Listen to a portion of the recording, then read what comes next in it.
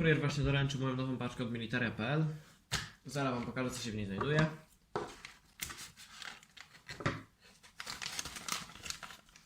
Jest to Multitool Letterman Style PS. Zaraz wam pokażę, jak on wygląda.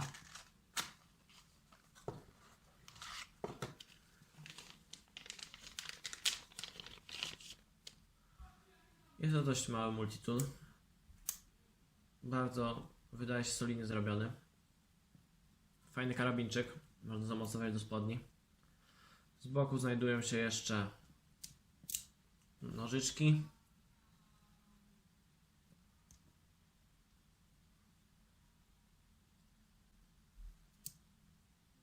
Oraz coś w stylu pilniczka.